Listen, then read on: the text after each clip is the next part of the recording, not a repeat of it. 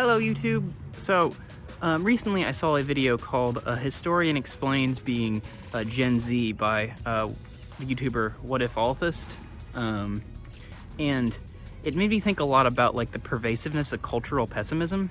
In other words, the idea that the good times have passed, the intellectual and moral glory days happened before we were born. People don't know, what's important in life anymore. People don't know,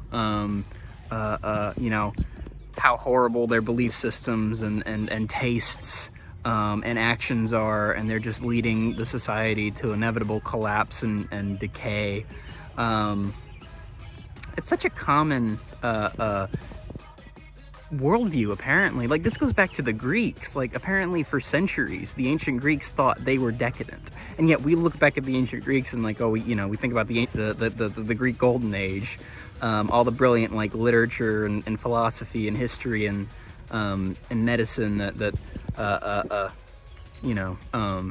science and mathematics that happened back then, and we're just like, oh wow, that's just the pinnacle of human civilization. No, apparently the Greeks were like, no, we're pretty inferior. They thought there was this they thought they were the descendants of the Egyptians, and the Egyptians truly were the glorious peak of civilization.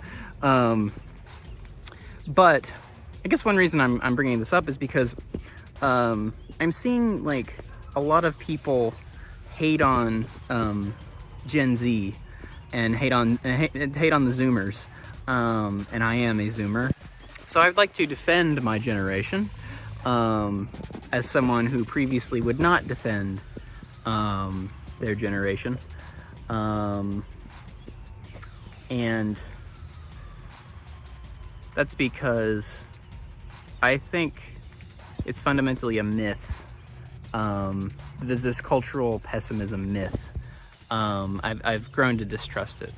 I named a podcast "The Philosopher's Guide to the Apocalypse." I did a whole episode of that podcast where I talked about how we live, or I read a New York Times article about how we live in a decadent age, but I've really come to see that pessimism is like toxic, immature, a symptom of low self-esteem, just really illogical.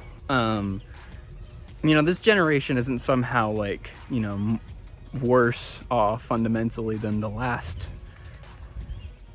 previous generations. In the video, I think his name is Ryan Lynch? He talks about like how millennials have political or extremist political views. Now, in fact, I don't think they do, because canceling someone on Twitter isn't extreme.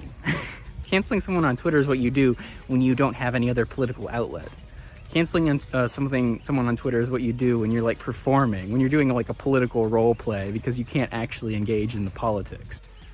Like, I know there are a lot of younger people nowadays who are more comfortable with terms like socialist, Marxist, communist, etc. I really don't think that has much to do with Marxism, communism, socialism. And I think often like what happens is, people use that as a cudgel, right? And they think about like, oh, the gulag in the Soviet Union. They're like, the young people, are going to be sending people to gulags who disagree with them for misgendering you. And, it's just complete nonsense, right? Because I expect most young people would be pretty happy with, a Scandinavian style system, a system put in place in like Denmark or Sweden, or Switzerland, just a, place with a stronger social safety net, and it's a response to, political, or it's a response to, how terrible the job market is and the economy, but I don't think it's real like Marxism or communism. That's not my sense anyway. But I truly believe that the Gen Zers, you know, they're still hardworking, they're still creative, they still want to participate in their communities. But, you know, we just live in a time, in unprecedented times. And every generation almost always lives in an unprecedented time, right? The history is always changing. It's the locomotive that never stops. And so, you know, we're just facing new challenges as a species. And young people are forced to adapt to that, sometimes successfully, sometimes not successfully. And life goes on. But it's not as if like Zoomers are just like this doomed generation that are leading humanity astray. That's just nonsense. Just because, you know, I mean, you know, generations don't necessarily behave the same way because they don't live in the same conditions. And, you know, we never had the kind of technology we've had before. We've never had an interconnected a world as interconnected as this one. We've never had many people haven't had the opportunity to explore their identities, whether it's, you know, atheists or, you know, people in the LGBT community or, you know, people of African descent. You know, we're people, like, the different groups are gaining more freedom and influence. Not nearly enough. And we're seeing some regression, which is scary. But, you know, I think we're living in a time when, like, you know, we really truly can fight for human betterment and human liberation. And, you know, I refuse to give up, you know, on those. I refuse to give up hoping that that struggling for those things is worthwhile. Many people might disagree with me and just say that's an irrational intuition I can't justify. I mean, I think I can justify it, but that would take a whole other video. I think young people are more, you know, cognizant, more self-aware, more capable than is often assumed.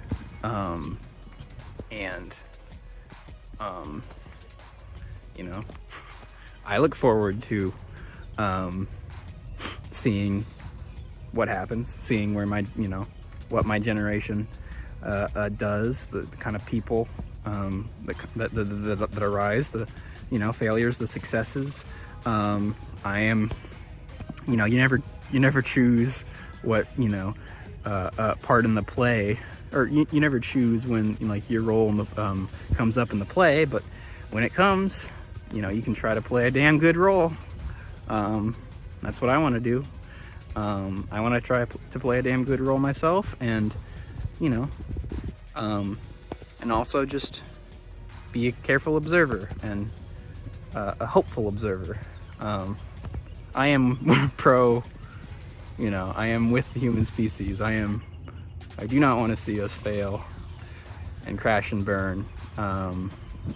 But, you know, the kind of pessimism that I'm seeing, particularly on, you know, many parts of the internet, it really is a mind virus that is designed to prevent people from coming together and fighting for something greater than themselves.